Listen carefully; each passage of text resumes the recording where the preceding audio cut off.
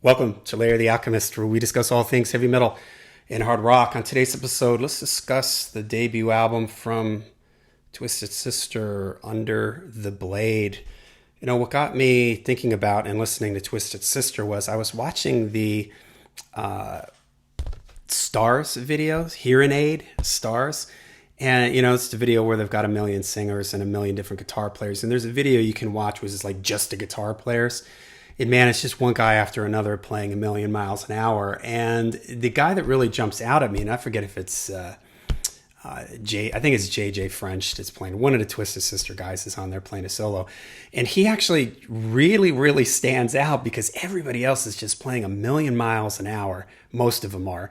And when he comes up, he just plays this really simple kind of melodic little line, and it makes him sound so different to everybody else. And it really got me thinking about Twisted Sister. So I went back to revisit this first album. I did a video on ranking the debut albums from my favorite glam slash hair slash LA metal bands. I know people don't like that expression, hair. I'll link that in the description down below. And I talk about, you know, my favorite bands from that scene are like Dokken, Motley Crue, Twisted Sister, Quiet Riot, Cinderella, you know, Rat. Those are like my six, you know, bands from that scene. So this album is interesting because it was originally released in 1982 on like a small label, and then it was re-released with it was like you couldn't find it anywhere. So after Stay Hungry broke big, they re-released this with a new mix to it. And if you go on, at least on Apple Music, I'm sure it's on all the streaming services, you can hear the original mix or you can hear the remix. And honestly, I don't know which one I like better. I kind of don't like either of them. This one has a really weird like EQ kind of curve to it. It's very mid-rangey.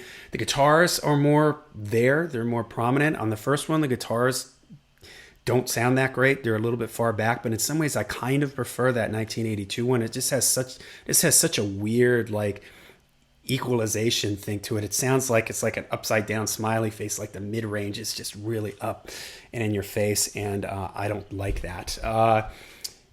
And I just think the original one gives it sort of this a little bit of a cool lo-fi vibe. But I do admit on the original, the guitars don't have quite the punch that they do on this one.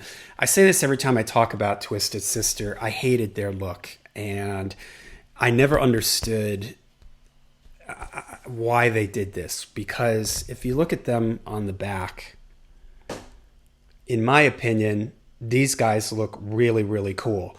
I mean, especially Dee Snider. I mean, he's a guy that he just stands out, and their whole, you know, denim and leather type of look, I think is so. They just look so cool. They had a look. They didn't need to go over the top like this, and I think that this has dated them very badly and has sort of made them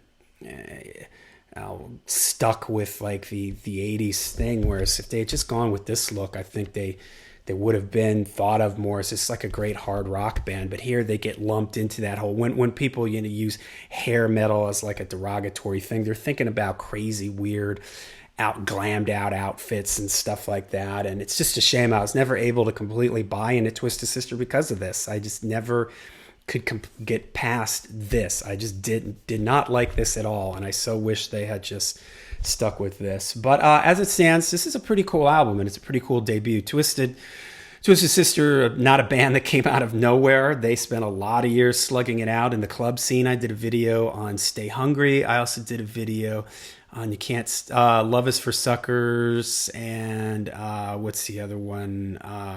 Come Out and Play. I did a video on those two albums together.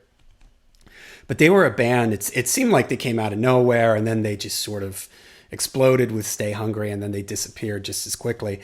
But they were a band that was slugging it out in the club scene for years, the like Long Island, New York, tri-state area scene, and they were huge. If you ever have a chance to read, Dee Snider has a biography that he put out. I forget what the name of it is. I don't have it anymore. Lent it to somebody, never got it back.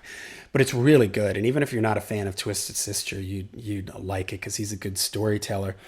And but they were just huge. So they had played a lot. So by the time this album came around, they were they had paid their dues in the club scene. And Dee Schneider, he's the main songwriter, and I think that he's a great songwriter.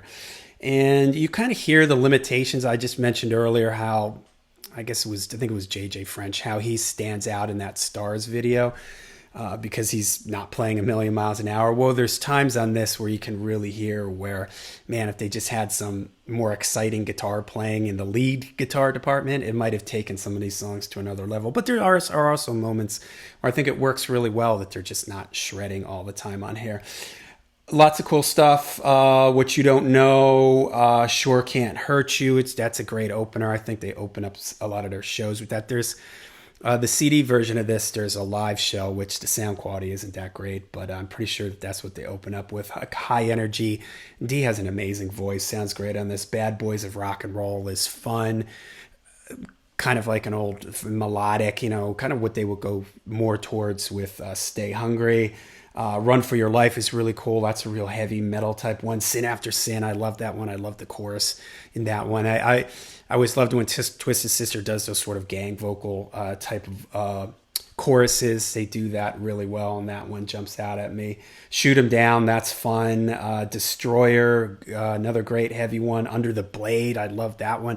That one's super heavy. I tell this story all the time that when I first started listening to metal, I used to tune into a college radio station that used to do a metal show, seemed like every night of the week, and they used to play Under the Blade, and so that's like the first thing I ever heard from Twisted Sister. So I always loved that song. Tear It Loose, that one's okay.